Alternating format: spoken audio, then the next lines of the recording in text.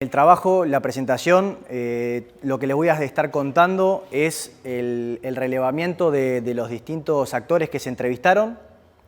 Varios de esos actores están aquí presentes. Y bueno, es la presentación de lo que fue el núcleo de información y opiniones con respecto a cómo funcionan las cosas. Van a encontrar que dentro de ese proceso van a haber algunas cosas que le van a sonar más familiares, otras menos, algunas van a estar más de acuerdo y otras menos, pero bueno.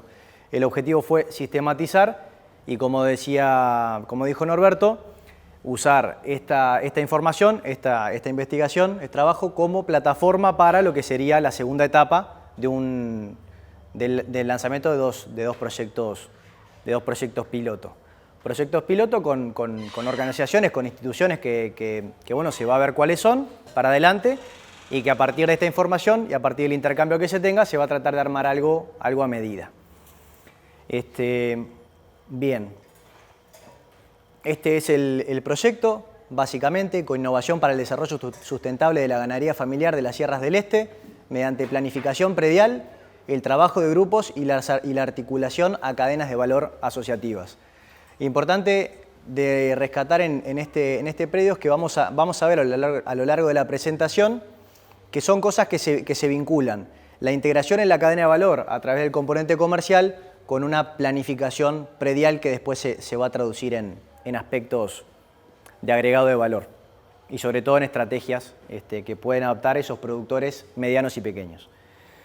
Bueno, arrancando con lo que es la estructura de la cadena de valor cárnica, básicamente está formada por estos 4 eslabones. El eslabón primario, conformado por la producción, los productores, muchos de ustedes, cría, recría, invernada. Un segundo eslabón, que es la intermediación, formado por comisionistas, consignatarios, remates por pantalla. Un tercer eslabón, que sería la industria, donde se realizan estos procesos industriales. Y después tenemos el cuarto eslabón, que es la venta a consumidor final. Destacar que esta cadena de valor, si uno mira cómo está conformado cada uno de los eslabones, vamos de un eslabón más atomizado, o sea, compuesto por mayor cantidad de integrantes, en forma de embudo a cada vez menos hasta que llegamos a la industria que se concentra en 3, 4, 5, 6 actores. Bien, del estudio lo que se desprendió de la conversación con los distintos actores es que el primer eslabón, que vendría a ser la producción, brevemente está formado por un perfil de productores con sistemas criadores en Sierras del Este, que dentro de lo que es la producción de esos sistemas tenemos terneros y terneras como el producto principal a comercializar, la vaca de invernada, que es principalmente invernada y no gorda, que es el producto secundario después en términos de importancia, y junto con la vaca tenemos el cordero, y en los casos que son predios exclusivamente ovinos, lógicamente se vuelve el producto principal. A nivel, como para dimensionar ese perfil de productores que decíamos a nivel de escala, los actores determinaron que la producción por ejercicio en cuanto a terneros es de 20 a 25 cabezas en un promedio de 170 a 210 kilos que se vuelven disponibles en el periodo abril-mayo. Las vacas de invernada están en el eje de las 6 a 10 cabezas, 340 a 380 kilos disponibles entre junio y julio, y los corderos en el eje de las 16 cabezas, 20 a 25 kilos disponibles en diciembre y enero. Característico a nivel de corderos, el tema de la venta de corderos a fin de año, que en la zona es relativamente significativo. Bien. ¿Pasó o no pasó? Bien, articulación de ese primer eslabón. Hablamos de que es una cadena, hablamos de que es un primer eslabón, lo caracterizamos y ahora entramos en lo que es la articulación de ese primer eslabón entre sí y con la cadena. Y ahí es donde aparecen, a partir del estudio, las distintas instituciones y organizaciones que tienen distintos tipos de personerías jurídicas y lo que hacen es nuclear ese grueso, ese conjunto de productores que está muy atomizado para que interaccionen entre sí y a partir de esa unidad puedan interaccionar con el resto de la cadena, ¿verdad? Están las cooperativas agrarias, sociedades de fomento, certificaciones. Cuando hablamos de certificaciones entramos en lo que es el tema de agregado de valor. Lo mismo que se hace porteras adentro, intentar caracterizarlo, certificar esa caracterización y ofrecerlo al mercado con valor diferenciado. O sea, nosotros producimos esto, por esta razón vale más, y encontrar a alguien que del otro lado realice la misma valoración y a través de ese agregado de valor se pueda generar una articulación que mejore los resultados económicos de los establecimientos. Después están las experiencias que deben haber escuchado, Corderos del Este, que lo que intenta es integrar todos los eslabones de la cadena, desde el primario hasta el industrial, para intentar generar un producto que lo que hace es responder a la demanda, en este caso la Corporación Gastronómica de Maldonado, una corporación gastronómica que quiere un tipo de corte particular, diferenciado, que pueda ofrecer a consumidor final y la cadena, integrándose, responda a través de un protocolo, de una caracterización, con un sello para que pueda el consumidor que está pagando un extra saber que es certificado que aquello que está consumiendo es lo que le dicen que consume. Y finalmente los núcleos comerciales. Tenemos los ejemplos de lo que es Vaquería del Este y de lo que es Progan, que son justamente productores motivados por nuclearse, generar volumen y a través del volumen poder tener mayor poder de negociación y de interacción con lo que son los eslabones siguientes, tanto a nivel de intermediación como a nivel de industria. Porque de nuevo retomamos el tema de la dispersión, o sea, la cantidad de actores que hace a ese eslabón primario, esos productores. Entonces, en la medida en que se juntan, se van derribando barreras de entrada y se van logrando mayores poderes de negociación con los eslabones hacia adelante. Bien, en este esquema de producción familiar de mediana y pequeña escala nos encontramos con una primera característica que es a nivel logístico. A modo ilustrativo les presento esta tabla. Esta tabla lo que pretende es demostrar cómo, por el simple hecho de manejar volúmenes distintos, uno al embarcar jaulas completas de 15 metros, al embarcar jaulas completas de 7 metros, y a veces cuando los volúmenes no llegan a completar este tipo de camiones, la cantidad de animales es menor. Entonces vemos cómo, haciendo una comparación que toma como base 100 kilómetros de flete, estas dos medidas de jaulas completas, se observa que por pasar de un camión de 15 a un camión de 7 metros, el costo logístico por animal sube un 52%, o sea, se duplica. Si tenemos en cuenta que a veces ni siquiera se completa el camión de 7 metros, porque pueden ser 2, 3, 4 animales, esto sigue en ascenso. Entonces acá nos encontramos con un primer factor que podría llegar a motivar el nuclear esos productores de bajos volúmenes, con el motivo de mejorar sus resultados. En este caso, el argumento es a través de los costos logísticos. Después, segundo eslabón, intermediación, decíamos compuesto por comisionistas, consignatarios y pantallas. Este tipo de información, puesto en esta tabla, tiene un cierto componente de complejidad y a veces no se llega al total conocimiento y al total entendimiento de lo que es esta tabla. Básicamente, cuando uno elige su canal comercial, o sea, elige una vía de intermediación, está accediendo, por decirlo de alguna manera, a un servicio por un precio. Entonces, más o menos por ponerlo de alguna manera en esta tabla, eso varía según el tipo de canal, según la categoría, si es destino de faena, si es destino de reposición, si es destino de exportación, si estamos hablando de reproductores. Entonces, y también están los casos de lo que es pantalla y feria y venta directa. Lo que vemos básicamente es que es una información importante de conocer, importante de tener en cuenta. Ahora en las sucesivas diapositivas vamos a ver un poco más en detalle el porqué, pero básicamente y ordenados en valor, estos vendrían a ser los totales de porcentaje de comisión por venta, los totales de comisión por compra que uno está incurriendo por seleccionar cada uno de los distintos canales comerciales que hay disponibles. Muchas veces este perfil de productor que estamos hablando, que es mediano y pequeño, tiene un volumen de producción que simplemente no es que no vaya mejorando a través de seleccionar distintos intermediarios, sino que se encuentra con barreras que no puede superar porque hay límites a ese acceso, que es un volumen mínimo de animales. Entonces vemos cómo fácilmente, pasando de un canal muy común como la feria que se usa en ese perfil de productores, se pasaría de un 11% a cantidades significativamente menores, tanto en la venta como en la compra. Entonces este sería, dijimos, factor logístico, factor intermediación. Hay terreno para, a través de conocer esa información, intentar una estrategia que pueda mejorar el resultado. Y con esto muchas veces se interpreta, no tiene que haber intermediario. No, ese no es el mensaje. El mensaje es básicamente, es una grilla compleja, tiene mucha información incluida, lo importante es conocerla y tomar una decisión, habiendo hecho una reflexión con respecto a qué implica mi elección. Y bueno, y después, encontrándonos con esas barreras por volumen en ese perfil de mediano y pequeño, buscar estrategias que puedan permitir superarla y así reducir este tipo de costos, no solo a nivel de comisiones por intermediación, sino a nivel logístico. Bien, finalmente, un tercer eslabón, que ya lo presentamos, que es la industria. Brevemente acá, de la investigación se desprenden, o sea, del estudio se desprenden como dos titulares. Primero, oportunidad de vincularse directamente con la industria, logrando entradas directas y negociando la posibilidad de que sean a través de pequeños volúmenes, sin necesidad de completar camiones. En la zona es conocido que hay experiencias que realizan esto, que ya lo están logrando, y bueno, eso implica mejores resultados. Y después también aparecieron ejemplos de lo que son creación de cadenas que generan mayor integración. Dando un ejemplo, lo que fue el funcionamiento del expendio de la Intendencia Municipal de Rocha, que lo que hacía era vincularse con sociedades de fomento, a través de las sociedades de fomento, a abastecerse de productos.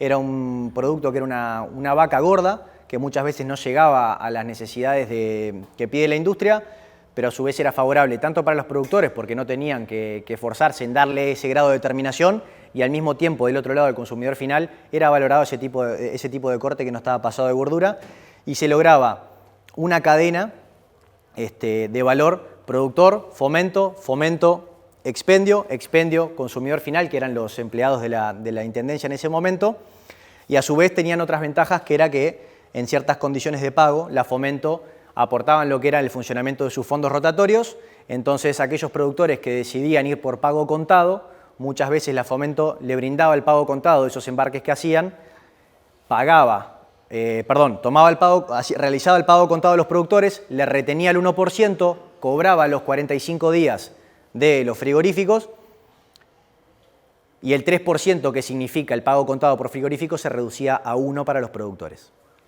Entonces, la conclusión, se pueden buscar ese tipo de estrategias, ya vamos a ver un poco más en los resultados en las diapositivas siguientes, cómo a través de la integración directa de distintas instituciones que conecten los productores con los consumidores, se pueden elaborar esos caminos. Bien, acá entramos en cuanto a lo que son los factores que, según los entrevistados, determinan las decisiones de venta. Y acá aparecieron cosas interesantes, particulares. Primer titular: la ganadería no es un negocio especulativo. Eso es lo que decía el grueso de los entrevistados. No estamos hablando de un negocio especulativo. Es un negocio determinado por factores a cielo abierto y se tiene que responder en función de eso. Cuando uno se desvía 7 a 10 días de lo que son los elementos productivos, ya está afectando el resultado final, físico y económico. Pero al mismo tiempo, hablando con esos entrevistados, surgía el factor que el principal el principal motivo que dispara la venta es el precio. Entonces decíamos, bueno, ¿cómo estamos diciendo que es un negocio no especulativo, pero nos estamos moviendo en función de lo que es el precio de venta? Hablando de 2 o 3 centavos más. Entonces, surgía esa necesidad de ir por un camino de ir informando de estos factores, de que una cosa afecta a la otra, de que no respetar los factores productivos afecta el producto físico y después el producto económico, de al volverse un especulador en función del precio y no conocer mucho lo que son esas grillas de comisiones, esas grillas logísticas, se estaba como realizando básicamente una especulación sin reflexión. O sea, desconocimiento de estos costos comerciales. Costos comerciales justamente de comisiones y logísticos que uno hace. Lo mismo que hace todos los años, porteras adentro, el mismo esfuerzo, la misma producción, el mismo resultado, pero después, justamente en esta lógica que los entrevistados detectaban que se hacía para operar en la venta, se estaba dejando en el camino cierto valor de esa producción. Y al mismo tiempo se detectó otro factor. Entonces, resumiendo, no es un negocio especulativo, según los entrevistados, pero sí se guía por el precio. A su vez es una especulación que no tiene esa reflexión? Básicamente por algún componente de desconocimiento. Aclarar una cosa importante. No es así en todos los casos. Hay productores, todos interaccionamos con un montón de productores y conocemos que hay algunos que a nivel comercial andan volando y otros que dicen, yo necesito a alguien que me dé una mano con esto porque yo lo que me encargo es la producción. Entonces, esto es como una foto genérica. Como decir, si tenemos que pensar en algo genérico, tomemos esto como base. Pero aclarar que no es algo que se aplica estrictamente para todos los casos. Retomando, falta de proyección productiva. Cuando nosotros salimos a vender algo es importante saber qué es lo que vamos a vender, cuánto, en qué momento va a estar disponible y qué características tiene. Si uno tengo tendencia, me quiero adelantar, pero ahora vamos a ver en otras diapositivas, vamos a retomar esto. ¿Qué quiere decir con esto? Si se traduce a lo que es la base productiva, condice con esa realidad que muchas veces sentimos que hay una brecha tecnológica en la cría vacuna en el este. También muchas veces se repite que pasa lo mismo en el basalto del norte. Básicamente, simplificando, una ecografía nos permitiría decir al final del entore cuántas vacas tenemos preñadas, más o menos por factores normales, vamos a asumir un 10% de pérdida, vamos a ver más o menos qué cantidad de terneros vamos a tener. Si tenemos una fecha de entore definida, sabemos en qué momento entra, en qué momento sale, no hacemos un entore muy largo ni tampoco tenemos la vaca con el rodeo todo el año, vamos entrando en ese tema de decir, sabemos cuánto tenemos, en qué momento va a estar disponible, qué características va a tener y después es básicamente saber que hay un desvío para un lado los años de seca y hay un desvío para otro los años que vienen más llovedores. Y lo que surgía de los resultados es que es algo que surge de una ecografía, por ejemplo, que surge de un orden de lo que es el entore. Todos conocemos lo que son los tiempos de la ganadería, no es algo de un día para el otro, entonces si bien uno quiere ordenar un entore, no es que va a resetear el sistema y de un día para el otro las vacas van a estar vacías, voy a llegar con el toro, voy a preñar todo en el mismo momento y en 2 meses va a quedar todo preñado. No. Pero bueno, en ese camino, en esa escalera año tras año, implementar esos 2 pequeños ajustes tecnológicos que permita decir, bueno, cuántos voy a tener, en qué momento los voy a tener y de qué características, básicamente, porque decir Hereford, Cruza, Angus, Colorado, negro, todos caritas coloradas, todos caritas negras, o me gusta el ganado lechero y vender los terneros. Cada uno tiene su gusto y toma sus decisiones, pero saberlo. Después, siguiendo con lo que son los resultados y lo que son esas decisiones de las condiciones de venta, que según los actores, ¿qué tira más para un lado o qué tira más para el otro? Dijimos que lo principal es el precio. En general, en condiciones normales, 2 o 3 centavos o 4 centavos más hacen que una decisión vaya para un lado o vaya para el otro. Pero también hay otros factores como la seguridad de pago, los adelantos, el plazo y factores de financiación. Básicamente lo que reordena las prioridades, es decir, cuando hay un panorama de crisis, sea a nivel país o sea a nivel de sector, por precios o por seca, el componente seguridad de pago se va para arriba, se pone primero, todo muy lindo con el precio, que lo usan como herramienta estructural para su funcionamiento. Está llegando la fecha de la feria, ya tengo más o menos determinado o conversado qué es lo que voy a llevar a la feria, pido un adelanto y después vendo en la feria y está esa dinámica, esa cultura incorporada y funciona. Es muy importante porque si uno después piensa para adelante en un piloto o en caracterizar y se olvida de esto, se rompe ese funcionamiento y muchos productores probablemente digan muy lindo todo, pero sin esto no me sirve. Después, bueno, el plazo de pago, vimos que existe contado 45 días, cuando uno va por pago contado hay una diferencia más o menos del 3% y ahí a partir del estudio aparecieron situaciones en las cuales instituciones como la sociedad de fomento intervienen a través de una herramienta como los fondos rotatorios, asumen el plazo, cobran el 1% y ese 3% de interés pasa a 1 y es conveniente para todas las partes.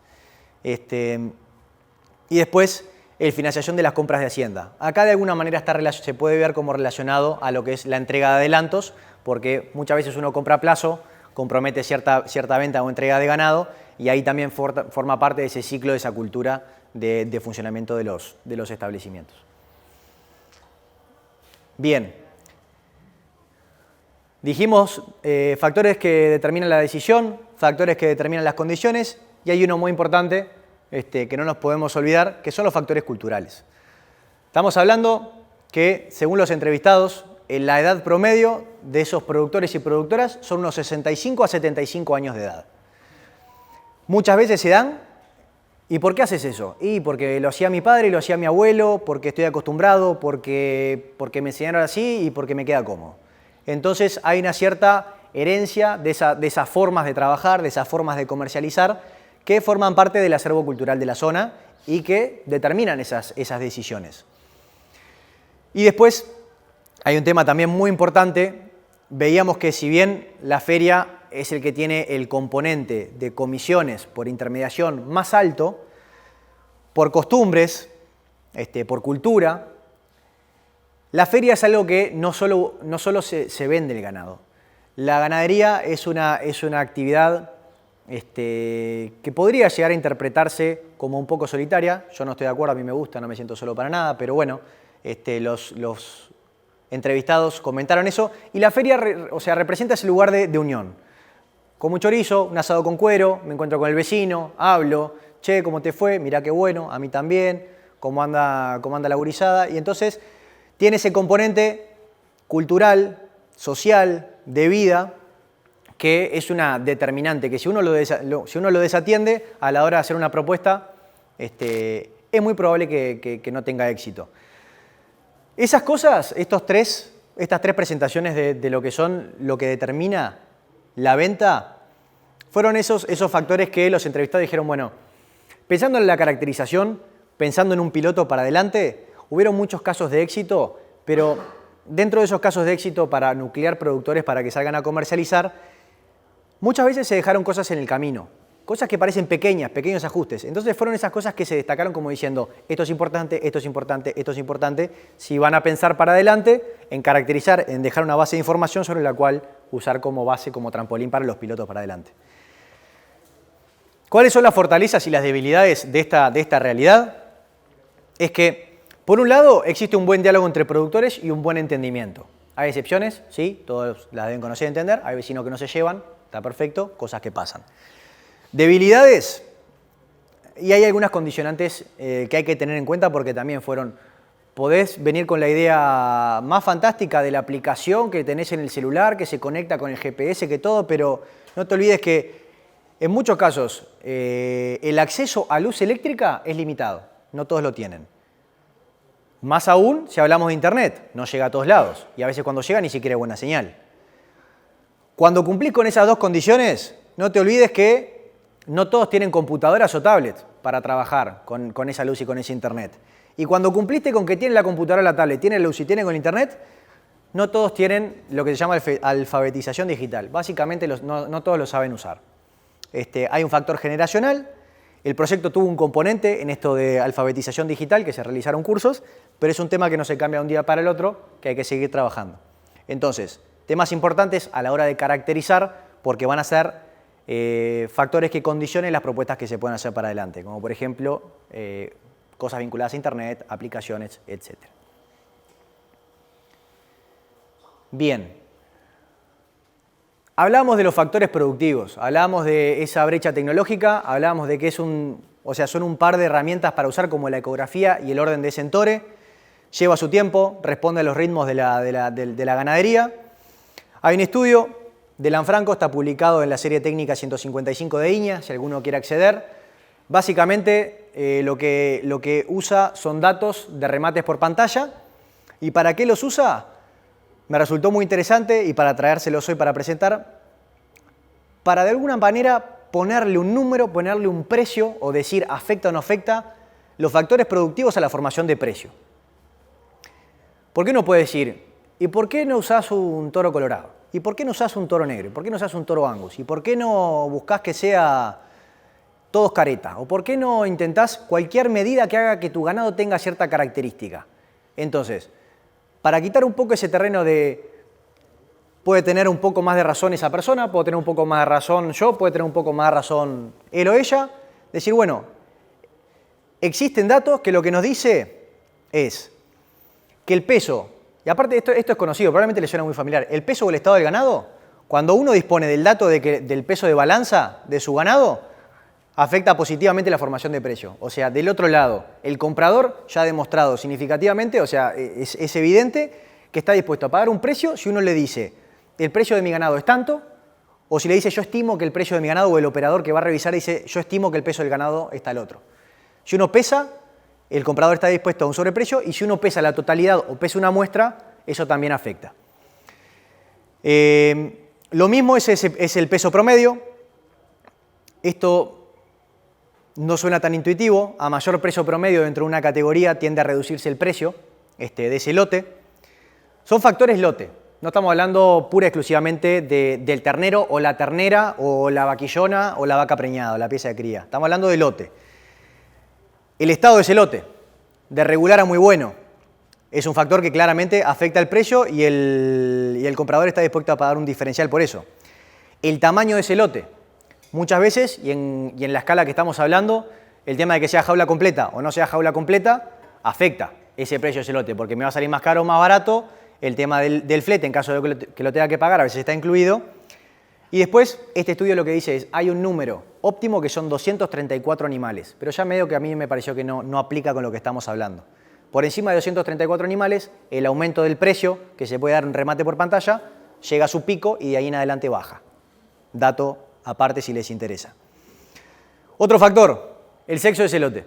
Si uno tiene un conjunto, por ejemplo, de terneros y terneras y arma uno de machos y uno de hembra, los machos van a tener un mayor precio, las hembras, por generalmente llegar a faena con mayor edad, tener peor rendimiento que los machos, hacen que los machos tengan un sobreprecio frente a las hembras, o sea, los compradores estén dispuestos a pagar un premio.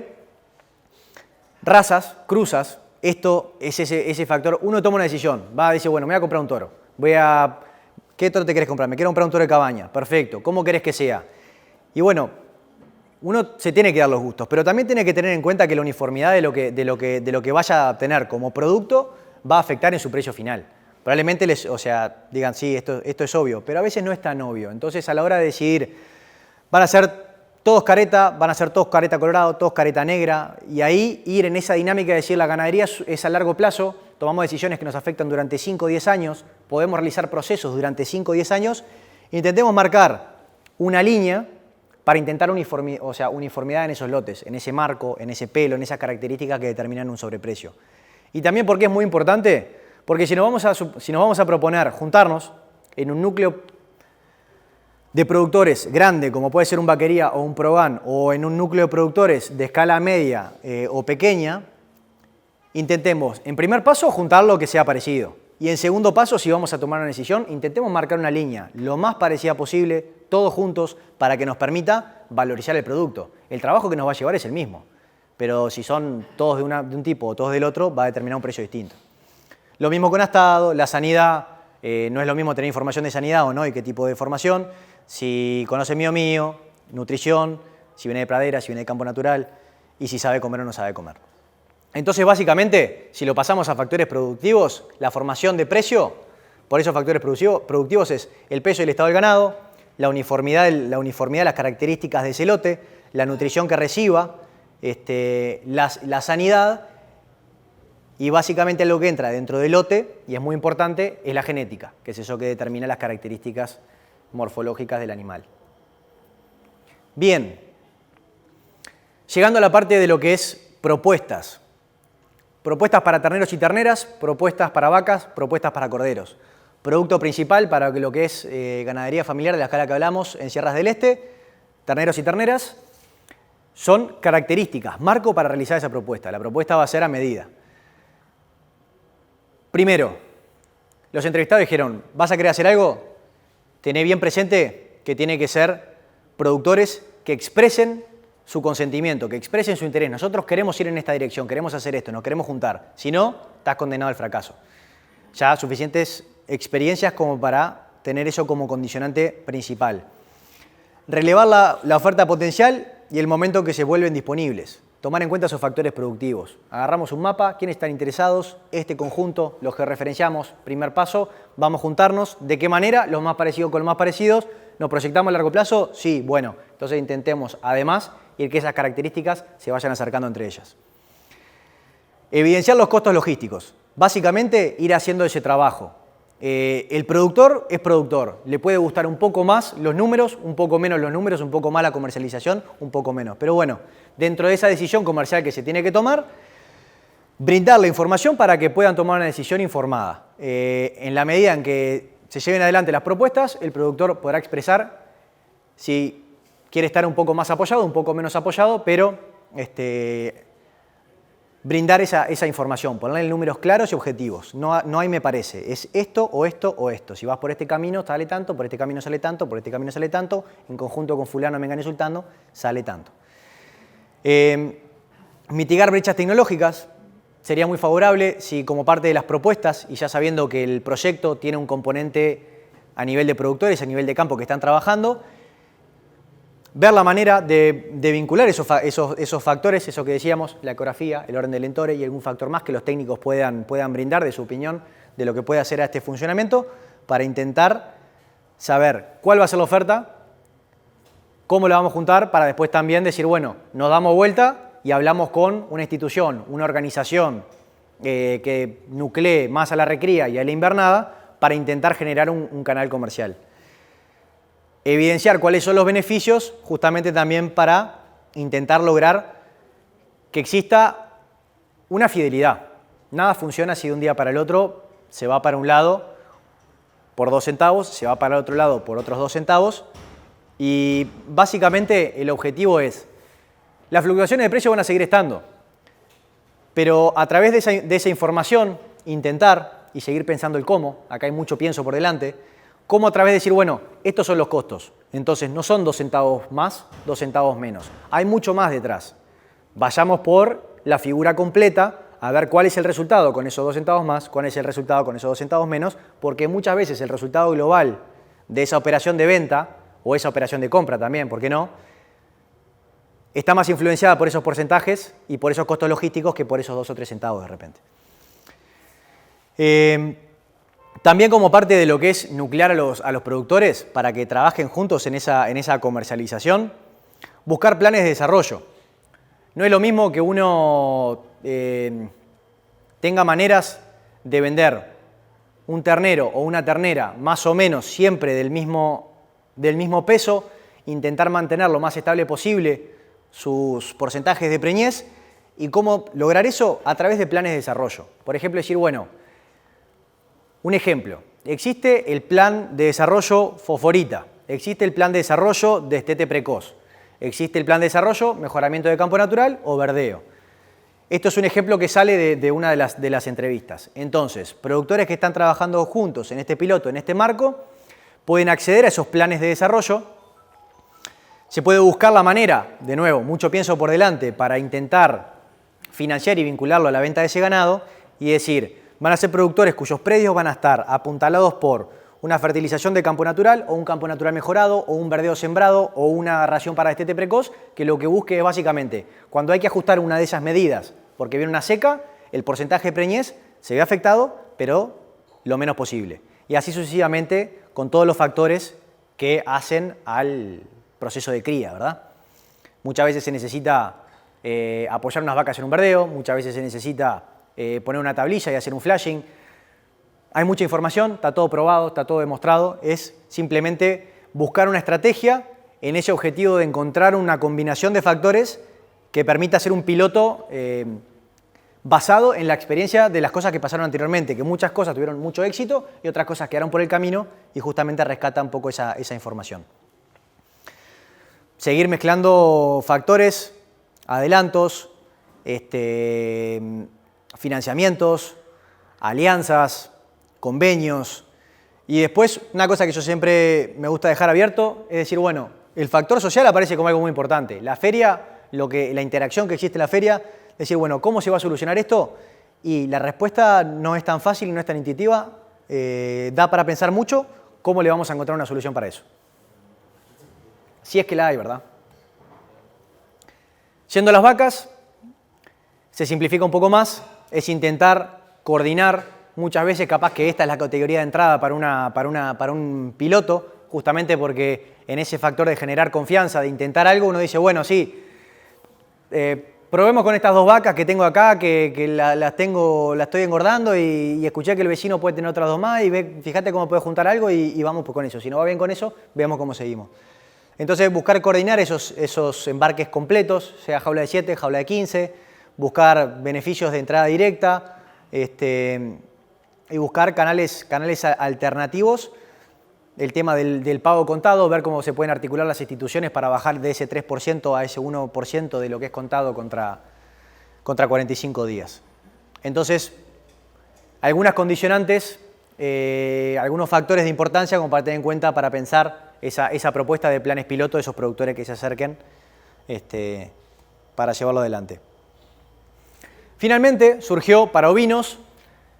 La verdad que era un poco más escasa las realidades de opciones, pero surgió una relativamente concreta, que es el compartimiento ovino que existe en la zona de Pan de Azúcar, en la estancia Yatay del Sauce. Es un emprendimiento privado que se lleva adelante, lo que hace es un encierro de corderos por un periodo de 40 días con el objetivo de que estén en un espacio, que no están en vínculo con ningún animal vacuno. De esa manera se certifica que están libres de aftosa sin vacunación y de esa manera se puede entrar al mercado estadounidense que paga un sobreprecio para esa carne ovina con hueso. Entonces, bueno, es un compartimiento que funciona principalmente comprando los corderos y las corderas de afuera. Entonces, para aquellos productores ovinos que están generando un volumen que embarcan por algún medio, aparece con un eje de 250 kilómetros de influencia el compartimiento Yatay del Sauce como una opción. Por encima de los 100 kilómetros, tomemos punto de referencia Poblado de Pan de Azúcar porque queda unos pocos kilómetros de ahí. Estamos hablando de un embarque de camión completo de corderos, es un volumen significativo, pero bueno, por encima de los 100 kilómetros, para que justifique esta opción, tiene que ser un embarque completo. Beneficios es que como base se accede a un precio de cordero pesado, sea que el negocio se concrete o no se concrete. Y como sobreprecio a ese diferencial extra por entrar al mercado estadounidense de carne con hueso ovina. ¿Cómo sería la forma? El compartimiento funciona con acuerdos comerciales bimensuales con la industria. Entonces, funcionar en espejo con esos acuerdos bimensuales. Yatay acuerda bimensualmente cierto volumen en ciertas fechas, viene a la demanda, genera esa alianza con esos productores, entonces durante estos 2 meses, lógicamente uno no tiene corderos en 2 meses, son ciclos de un ejercicio entero, pero este es el marco comercial de planificación que permite esta opción. Acuerdos bimensuales, acuerda para un lado, acuerda para el otro y queda como armada la cadena. Y asociado está el hecho de que desde el compartimento se quiere promover genética prolífica que potencie la producción. Eso es un factor particular de esta opción. De nuevo, puntual, área de influencia 250 kilómetros para aquellos que embarquen sus corderos hoy en día. Muy bien, por ahí estamos. Gracias por la atención. Cualquier consulta.